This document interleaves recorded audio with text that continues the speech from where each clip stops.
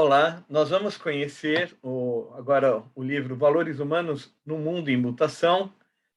E antes de ler o prefácio, como expliquei no vídeo passado, eu vou ler um trechinho que consta nele sobre inspiração e organização, que foi o que me inspirou a dar o nome para o canal, que comecei a primeira temporada com os vídeos sobre organização de Itzhak Adizes, e agora com esses vídeos de inspiração dos prefácios dos livros de Daisaku Ikeda. Então vamos começar com o índice, e eu já leio esse trecho da inspiração e organização, e no próximo vídeo a gente nós vamos conhecer o prefácio. Então, Valores Humanos no Mundo em Mutação, um diálogo sobre o papel social da religião. É do que se trata. Né? Daisaku Ikeda e Brian Wilson, publicado pela editora Record. Vamos dar uma olhada no índice dele. Aqui está o índice. Sumário.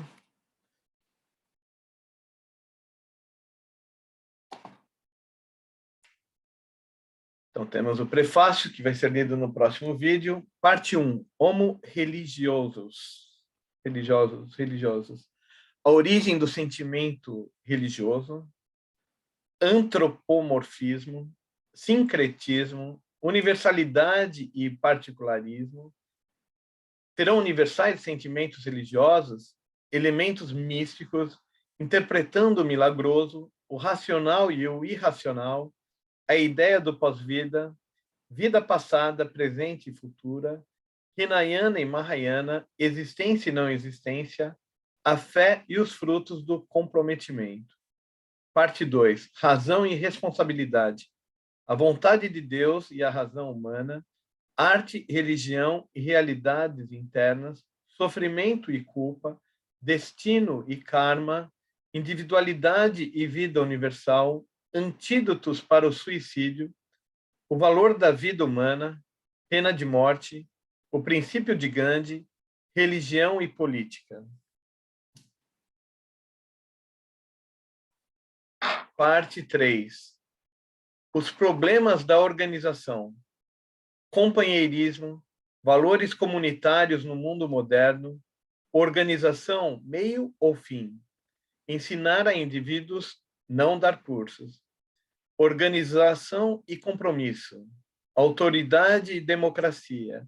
Os limites do crescimento organizacional. Atividades sociais e culturais. Autoritarismo. Trabalho missionário.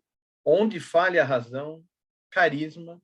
Inspiração e organização.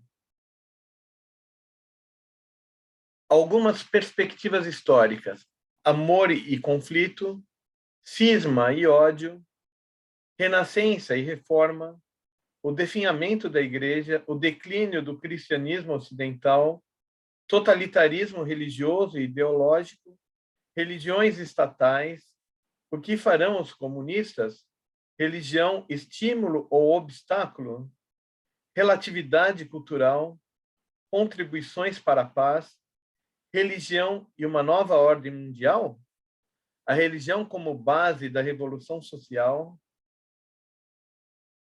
quando o ser humano transforma-se em vegetal, inseminação artificial, educação sexual, os meios anticoncepcionais e a questão demográfica, aborto, estudo comparativo da psique, psicologia e experiência religiosa, psicoterapia e budismo, a religião e a psicologia do sobrenatural, o oculto. A perspectiva ética mais ampla é a parte 6.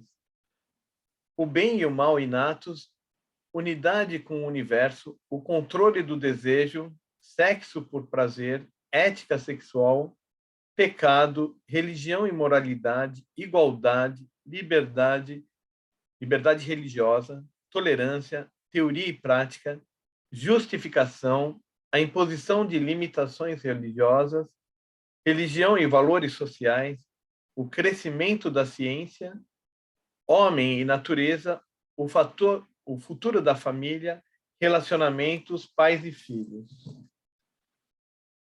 Ok, aqui vai começar o prefácio. Então, antes do prefácio, como comentei, nessa parte 3, bem interessante, muito interessante, os problemas da organização.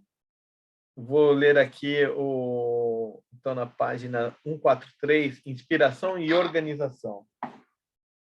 É o nome do canal, vamos ver aqui. 143. Então, nós vimos no sumário todos os assuntos que são debatidos, assim, dialogados, né? Isaac Ikeda, num dos seus livros, ele fala assim que prefere diálogo do que debate, porque debate termina em vencedores e perdedores. O diálogo é mais lento, mais demorado, mas ambos crescem com o diálogo, né? Ambos, né, aprendem. Então, por isso que esse é mais um livro de diálogo. Inspiração e organização. Então, está na vez de Daisaku Ikeda falar. Então, Daisaku Ikeda diz o seguinte, para Brian Wilson. Em algum de seus livros, o senhor diz que as novas religiões, lembrando que é um diálogo da década de 70, então, em algum de seus livros, o senhor diz que as novas religiões possuem algumas ou todas as características seguintes. Destaque a posse de conhecimentos especiais, místicos, crença na salvação como liberação de poderes existentes no interior do ser, fé na redenção, possível através de filiação a uma comunidade sagrada. Embora esses traços possam estar presentes ou terem sido frisados pelos fundadores de organizações religiosas, parece que se tornaram menos visíveis ou menos importantes em gerações posteriores de líderes, cujos principais papéis são geralmente administrativos.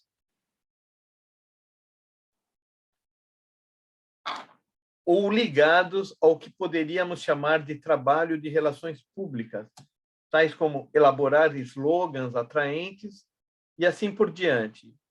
O que uma mudança desse tipo tem a ver com o processo de crescimento da religião?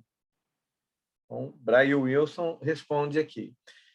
Em diferentes fases de desenvolvimento, a religião necessariamente destaca facetas diferentes de sua mensagem. Às vezes, a mensagem passa realmente por um processo de mudança, mas, de qualquer modo, as questões mais importantes nos primeiros dias, quando o rebanho está sendo formado, diferem daquelas que precisam ser frisadas quando o movimento já conseguiu reunir um corpo certo e estável de fiéis. No princípio, o movimento muitas vezes se caracteriza pelo senso de urgência. As esperanças são altas e há a expectativa de que o movimento ou mudará radicalmente o curso da sociedade ou que seu aparecimento é em si sinal de que essas mudanças são iminentes. Mais tarde, quando essas expectativas se acomodam à realidade, os benefícios de pertencer à fé são apresentados de maneira diferente. Logo que o movimento desenvolve um modus vivendi, as tarefas administrativas crescem de importância. Há necessidades repetitivas, eventos periódicos, semanais, mensais, estacionais e anuais que vêm a constituir um calendário regular de atividades e que, embora rotinizadas, são, nesse momento, dirigidas como espetáculos de emoção induzida. Desaparece a espontaneidade dos primeiros dias e o comprometimento regulamentado e fiscalizado de servidores e leigos é necessário para manter o programa planejado. A intensidade, o fervor e mesmo o entusiasmo excessivo, todos os quais caracterizam os primeiros dias, tornam-se menos aceitáveis, se não puderem ser cuidadosamente controlados. A ênfase é dada, nesse momento, aos desempenhos sistemáticos, padronizados, rotinizados. O próprio acesso ao conhecimento místico deixa de depender de pronunciamentos inspirados, mas ocasionais de líderes e cada vez mais de cursos de estudo regulamentados. Embora a fé e o compromisso subjetivo continuem a ser doutrinariamente considerados como a condição sine qua non da salvação, passam a ser exigidos o desempenho objetivo, os rituais, os credos, as qualificações formais para a filiação e daí para a graça.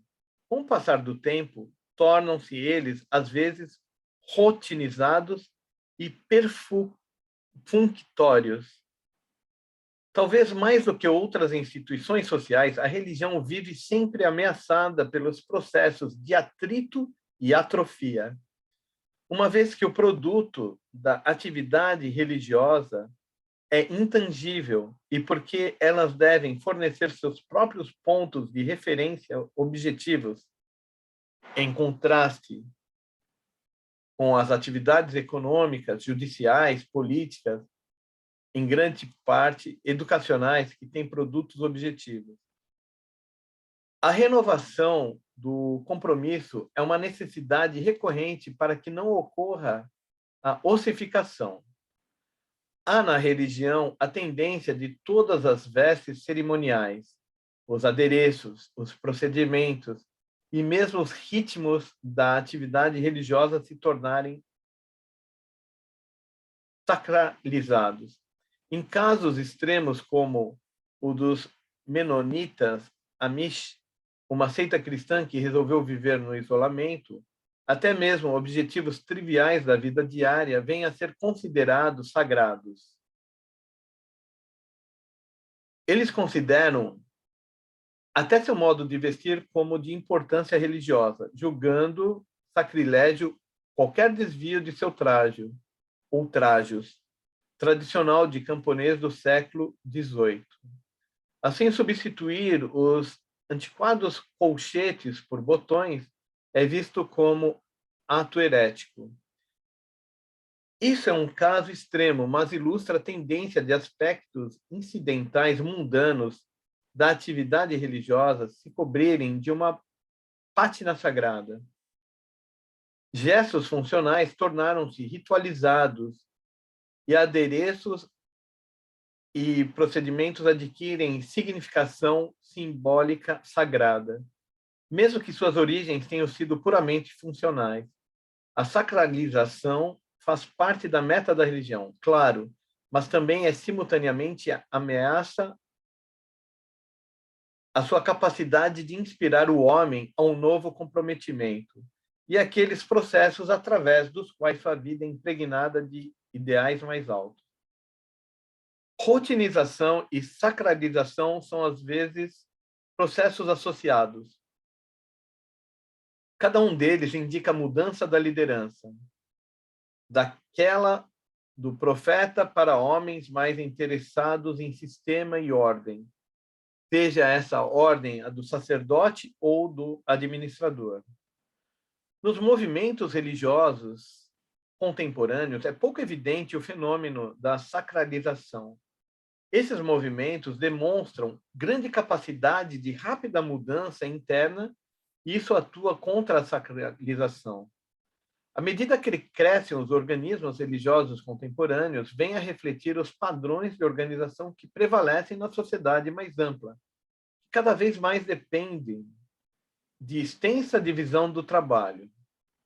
As necessidades especializadas de levantamento de recursos financeiros, administração dos bens imobiliários, relações públicas, produção de literatura, promoção do trabalho missionário e assim por diante, forçam o abandono do controle amadorístico e sua substituição por peritos.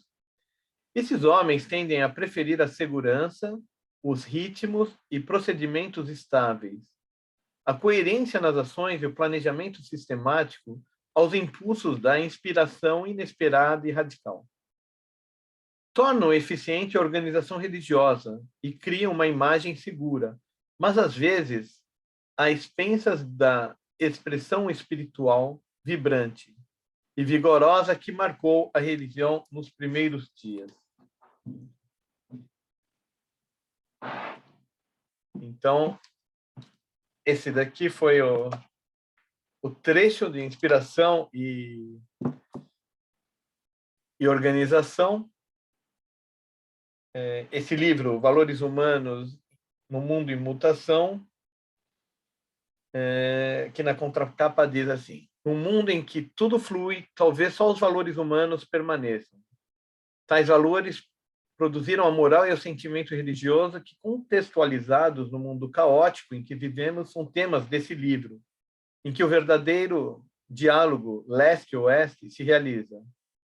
Depois de debater os problemas humanos com Arnold Toynbee, em Escolha a Vida, Aurélio Peccei, em Antes que Seja Tarde Demais, e René Hige, em A Noite Clama pela Alvorada, publicados no Brasil pela Record, Daisaku Ikeda, presidente da Soka Gakkai, a maior organização budista leiga do mundo, dialoga com o Dr. Brian Wilson, uma das maiores autoridades em religião do Ocidente. O diálogo é uma ponte sobre o fluxo incessante de mudanças que atordoa o homem, uma ponte que liga o Ocidente ao Oriente, baseada em 2 sólidos pilares de sabedoria. Então, no próximo vídeo, nós vamos estar vendo, conhecendo o prefácio desse livro. Então, até o próximo vídeo.